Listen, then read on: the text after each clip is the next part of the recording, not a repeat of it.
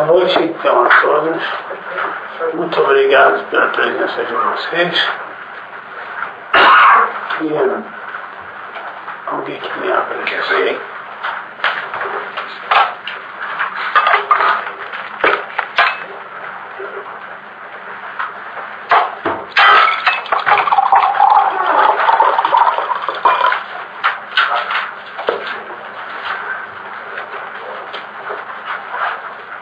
Como sempre,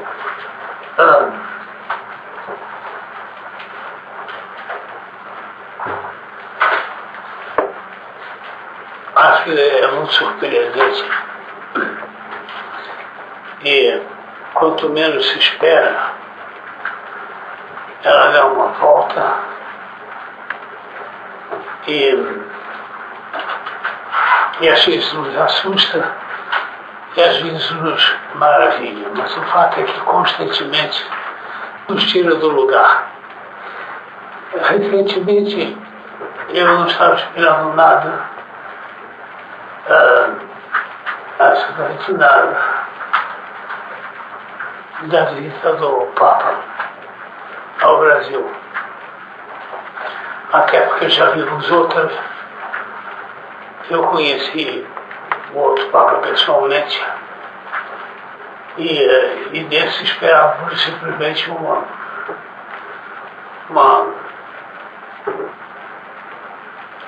um sinal, aquilo que ele nos vem dando abundantemente. Mas não isso que nós tivemos. Estamos todos de parabéns, porque quaisquer que sejam essas tendências a contar com o inefável ou com mesmo as nossas ideias a respeito do inefável, a verdade é que a presença desse pontífice subitamente revolucionou a minha vida completamente. Eu desisti de morrer. Eu achei que agora vão ter que me consultar a esse respeito. No sentido em que a morte nunca teve importância maior nas contas que eu fiz com a vida. E se está acabando a festa, muito bem, vamos acabar a festa da melhor maneira possível. Mas isso não tinha grande realidade. Como de resto tudo aquilo que eu fiz, o esforço de escrever, de entender, de ser menos indigno da condição humana. Mas, subitamente, a presença desse pontífice trouxe uma coisa nova que eu, aos 60 e tantos anos, quase 70, não tinha ainda, quando me tinha ido defrontado. E nota que eu vi quase tudo isso pela televisão. Não vi pessoalmente nada, porque estava impossibilitado de sair, etc. Imagine se eu estivesse pessoalmente nesses lugares. Mas não foi necessário. Eu que conheci pessoalmente Papa Wojtyła, em circunstâncias, aliás, nada lisonjeiras do meu ponto de vista, mas fiquei absolutamente pasmo com o sinal que nos estava sendo dado, que nos foi transmitido. Eu não gosto de televisão, não gosto de imagens, não gosto de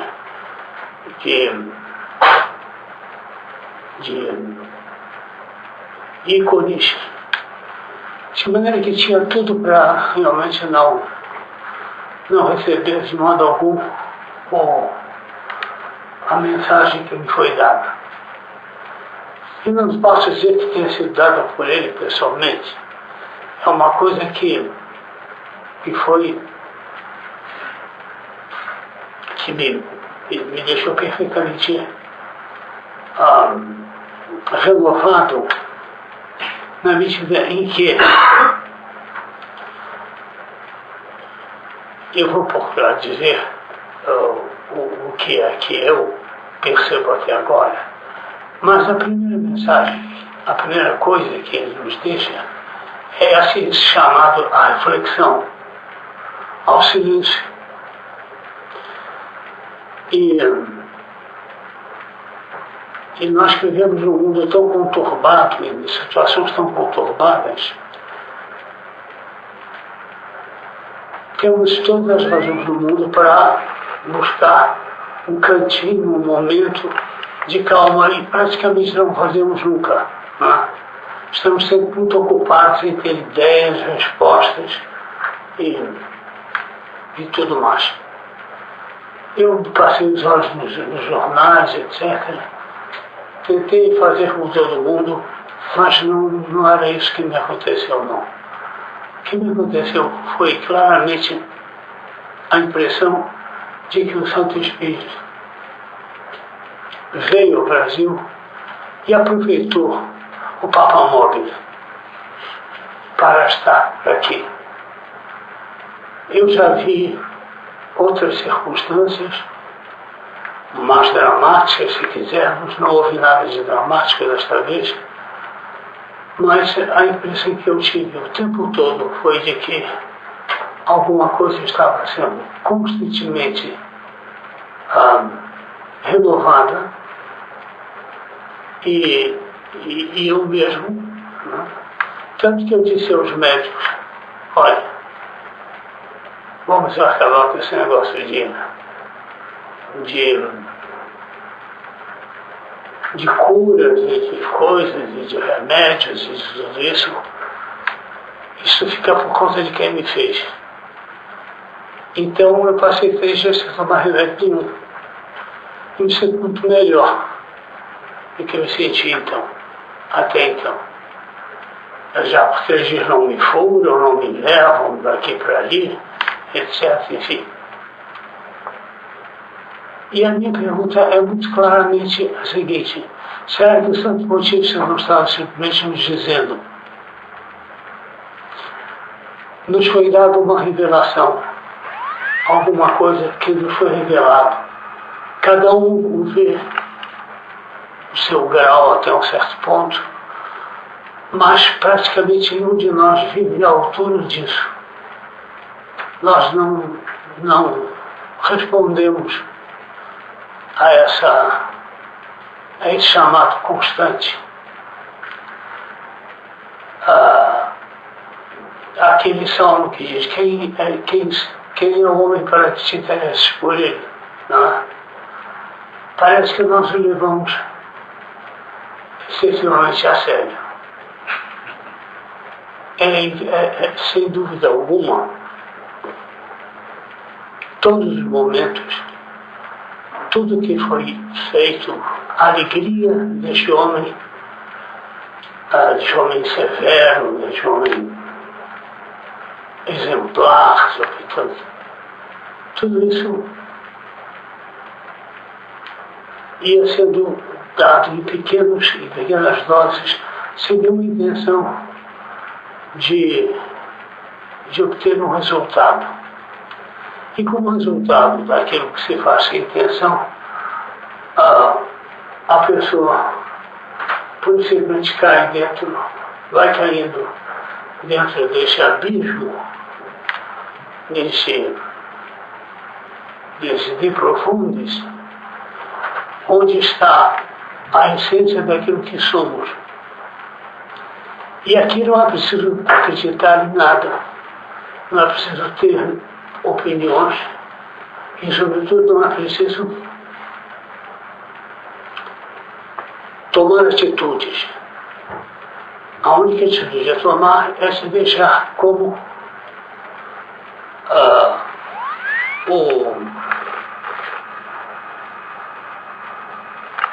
o falso afogado, que lá está, levado pelas ondas, e sabe, em suas alturas, talvez esteja vivo, talvez não esteja vivo, Mas existe essa imagem na literatura universal e repetidamente você acorda, né? Vai acordando e vendo que você esteve sempre levado por essas ondas, por esse movimento.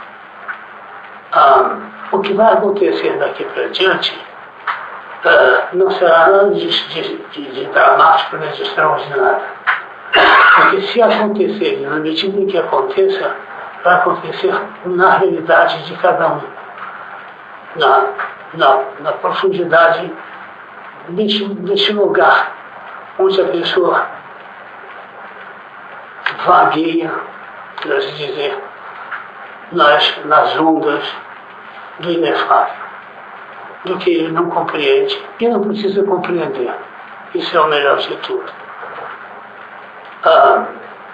Pode-se descrever os fatos, o que aconteceram, as coisas como se passaram, pode-se ter opiniões favoráveis ou desfavoráveis a tudo isso, mas eu pelo menos, não tenho tempo para isso. Não tenho tempo para estar me perguntando o que é que eu tenho que fazer, o que é que eu deveria fazer. É mais do que óbvio o que eu tenho que fazer. É aquilo que a gente acorda todo santo dia para fazer. A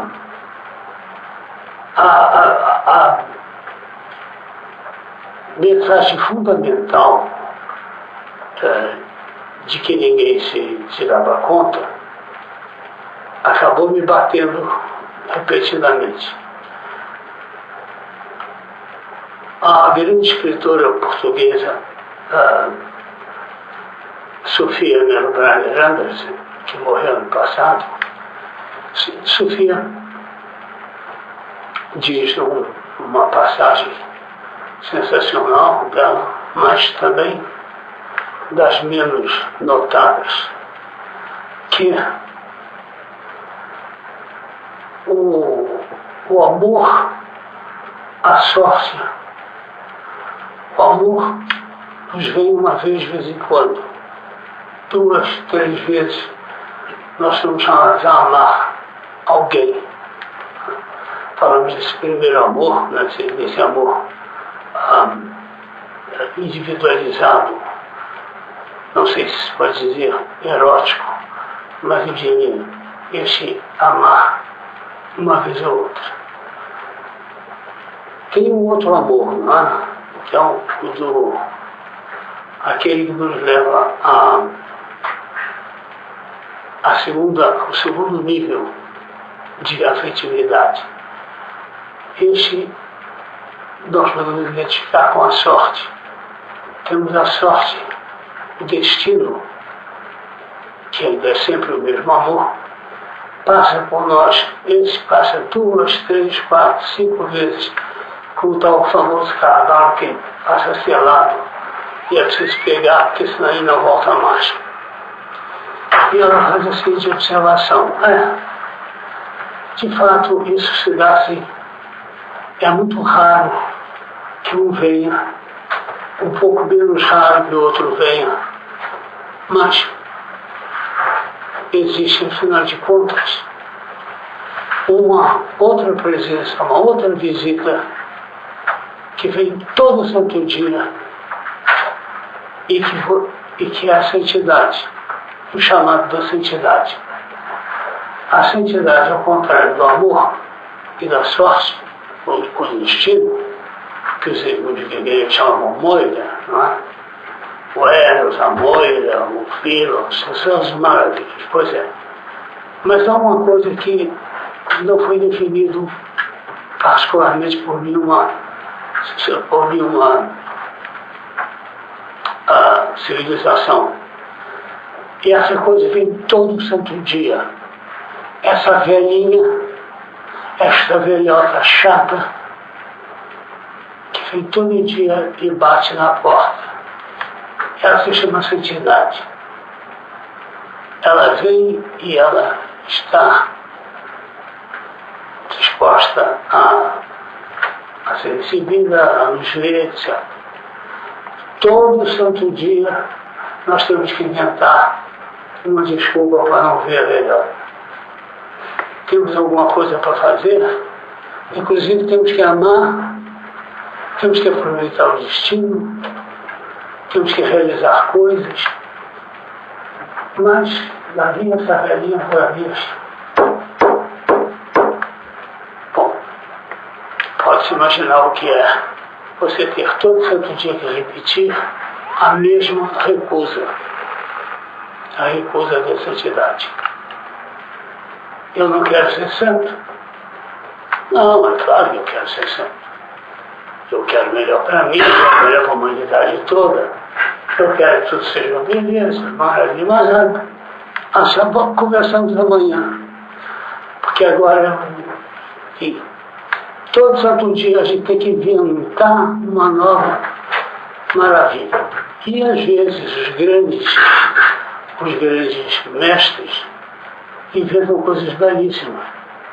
Grandes quadros, teto, Capela Sistina, os sonetos do Shakespeare, a Montanha Mágica, as peças do Shakespeare, o Dom Quixote.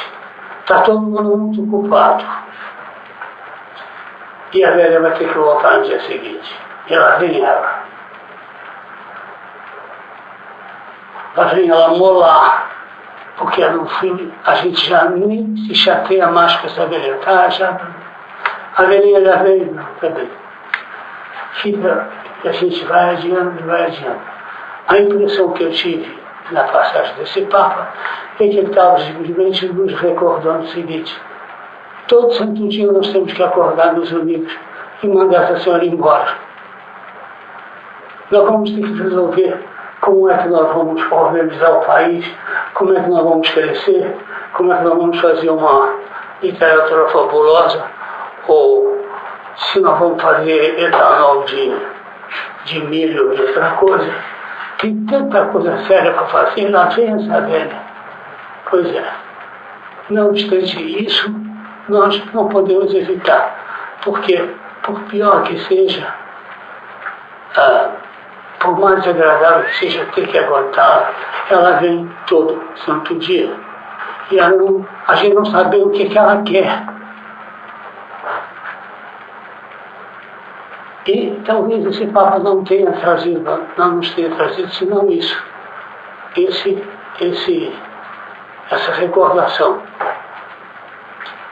Nos foi dada uma revelação, nos foi dito alguma coisa, na qual você pode ou não pode, ou acreditar ou não. Que você pode passar adiante ou não.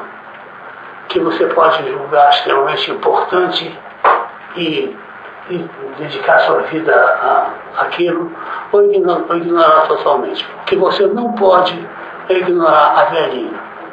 Ela vem e pede, pergunta. Ela não pergunta se você é bom, se você é simpático, se você gosta dela, se você tem um cachorro, ela não pergunta nada. Aliás, ela se distingue pela insignificância. E essa insignificância, no final das contas, é a única coisa pela qual nós teremos que responder. Porque quando eu for perguntado o que fizeste seu irmão, ou alguma coisa assim, ou sei lá o que nós vamos perguntar no juízo final, se houver juízo final, porque para que a velha não sabe de nada também. Né? Então, nós vamos ter que responder isso. Pura e simplesmente, o que eu fiz dessa visita incômoda, tão incômoda que eu parei de prestar atenção nela. Então nós temos sim coisas sérias para fazer. Temos sim várias respostas sérias que devemos nos dar, várias perguntas que devemos fazer, sem falar das coisas importantes também, outras importantes que temos que fazer. Mas isso, dessa a gente não escapa. E, como um complemento disso, tem as palavras de Giussani, Dom Giussani, que dizia simplesmente: é interessante isso. Os homens levam a sério o trabalho, o amor, a família, os filhos, vai vir até a santidade, levam 1000 coisas a sério. Tem aqueles que se dedicam a levar a sério alguma coisa profundamente, são impressionantes como se voltam para aquilo. Levam tudo a sério, mas não parece ter tempo nenhum para levar a sério a vida. E levar a sério a vida é uma coisa muito esquisita. Significa que você não pode jogar fora um segundo dela. É um tesouro que lhe foi dado, que lhe é dado, que lhe é arredado e que volta a ser dado todo santo dia. A velhinha, quem sabe, o embrulho já à tarde. É aquilo. As duas coisas se completam. Essa visita incômoda da santidade e essa pergunta: mas será que eu levo a vida a sério? Eu levo tudo a sério, já fiz as minhas contas. Ontem estava tudo em ordem. Pois é, então eu levo. Mas eu vai ver que eu não estou levando a vida a sério. E ninguém consegue definir muito bem o que seja essa vida que seria preciso levar a sério. Mas que existe alguma coisa aí que nos escapa, que nos deixa sem respostas e sem necessidade de perguntar coisa nenhuma, porque isso se sabe. Isso se sabe profundamente, quando você sabe o que é essa santidade que me procura, como é essa vida da qual eu presto ou não presto atenção. Agora, em torno disso, se fez toda uma coisa extraordinária, que foi a cultura do Ocidente. Eu digo do Ocidente porque eu não sei como é que a coisa continuou por aí. Da Sibéria para lá eu realmente me sinto um pouco perdido. Mas até ali, nesse modo pela qual os gregos definiram tão bem o problema de ser, do ser, aí nós construímos, inclusive em torno do problema do ser, uma coisa extraordinária chamada civilização. Seria necessário observar aqui que cada vez que nós damos nome a alguma coisa, é porque esta coisa já não tem tanta significação. Já não significa tanto. Quando eu digo que alguma coisa é uma civilização, de algum modo ela já cessou de ser justamente uma civilização. Até ontem eu não sabia que eu tinha uma civilização. Hoje eu sei. Então talvez hoje eu comece a ter menos uma civilização, porque eu estou extremamente consciente, comecei a ficar consciente. Eu estou substituindo, portanto, a minha percepção de tudo por um conceito. Esse conceito é particularmente notório, porque ele é muito nobre. Quem é contra a civilização, mãos ao alto aí, quem é contra a civilização, somos todos a favor. E da sociedade também, da vida também. Só que está todo mundo muito ocupado. E quando nós, em torno dessa preocupação extremamente nobre e profunda do ser, nós construímos uma civilização. Somos muito orgulhosos dela e temos mais a que ser mesmo, que afinal de contas, só as obras de Platão já nos deixariam certas observações e só em algumas, de Aristóteles também, nos definem até hoje. tudo isso, há do que ser extremamente orgulhoso, contente, feliz, de termos esta soma geral que chamamos de civilização. Agora,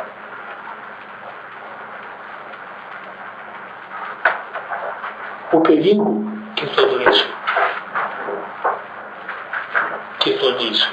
nos dá é o perigo de nos interessarmos demasiado com as construções que fazemos do significado profundo e misterioso das coisas. Se o homem é realmente, se o ser, o homem, o ser, não passa de uma viagem entre uma travessia entre o enigma e o mistério, então nós temos que ter muito cuidado com como é que nós definimos isso. Porque nesse intervalo aqui está tudo aquilo que nós somos. Inclusive essa maravilhosa civilização de que temos toda a razão de nos orgulhar.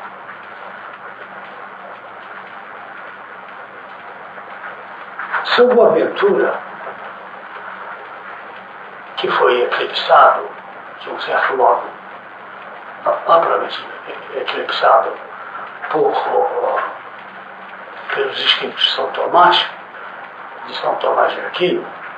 Eles eram amigos, eles viviam juntos, ali se viam o tempo todo e davam voz à mesma realidade, buscavam a coisa do mesmo modo. Mas São Boaventura foi caindo em desuso, foi sendo cada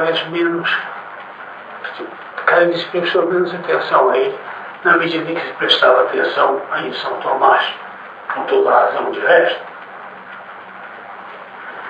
São Boaventura nos diz, a um certo ponto, uma coisa que eu li muito cedo e que me deixou muito perplexo, mas que me pareceu também fundamental. Ele diz que a criatura humana, no seu presente estado, não passa de um primeiro rascunho do ser. E que esse rascunho, se isso é um rascunho, ele vai se passar daí. Não adianta que ele passe ali com um rascunho, porque não há tarefa, como todos sabemos, mais vã do que essa. A gente só faz entender cada vez mais, ou seja, mais uma manchinha no mata-borrão. Nós vamos cada vez mais definindo as coisas, e o rascunho vai se tornando uma enorme varafunda, aliás, apaixonante, maravilhosa, mas só quando isso for passado a limpo é que nós vamos saber o que é isso. O ser não existe até na sua plenitude, até que esse rascunho seja passado a limpo. E quem sou eu? Quem somos nós? Quem é São Tomás? Quem é São Boaventura para estar definindo o rascunho, para estar passando a limpo o rascunho e para estar dando a última palavra, seja lá do que seja. Aliás, o seu contemporâneo, São Tomás de Aquino, dedicou-se a fazer justamente isso. Lá foi ele fazer a Suma Teológica para nos dar as 7 ou 8, sei lá quantas são, provas da existência de Deus, e desenvolveu o pensamento de Platão, ou de Aristóteles, ou de Joãozinho da Silva, ou de tantos contos, tudo que havia ali que se chamava civilização. Ele foi botar aquilo tudo em ordem. Ele tinha cabeça para isso. Então ele escreveu aqueles romances. Olha, isso foi um laço freudiano. Ele escreveu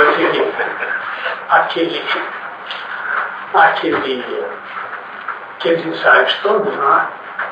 Pois é. E todo dia ele, quando vou sair lá do seu escritório, ia para a cela,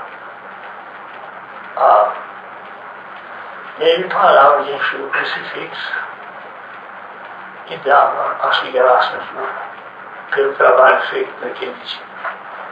E aí ele ia fazer o resto que cabia fazer naquele dia. Era um monge, não é?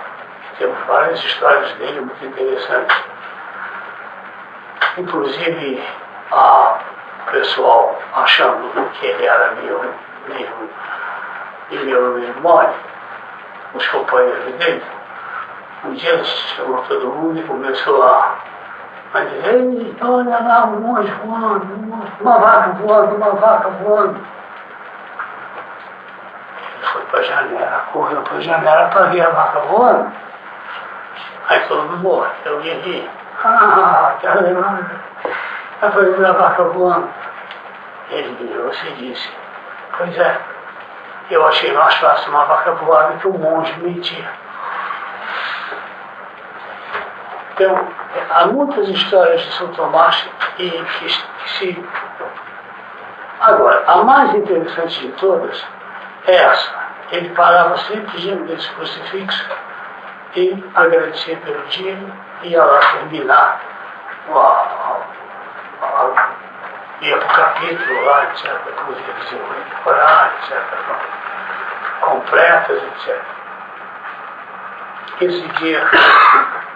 E depois ele voltava no dia seguinte para o trabalho dele.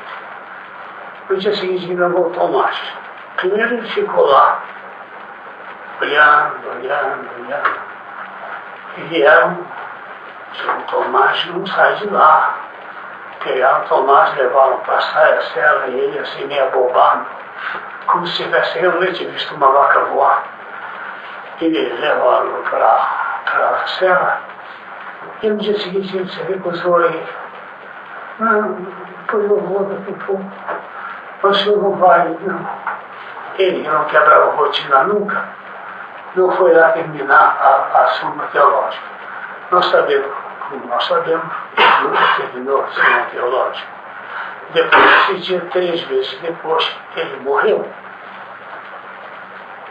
E quando diziam, quando o abade foi lá dizer: mas, filho, tem que me dizer que razão o senhor tem, qual é o seu motivo supremo de não querer terminar uma coisa tão importante. Ele disse: é realmente muito importante, sim. Eu gostei muito de me ocupar com isso, mas isso foi um punhado de palha diante do que eu vi, diante do que me foi mostrado. Ele estava lá, de repente ele viu alguma coisa, e aí ele não fez mais Suma Teológica nenhuma, aliás, Suma nenhuma, e não fez mais nada. Talvez foi aí, foi nesse momento que ele se tornou São Tomás de Aquino na sua plenitude.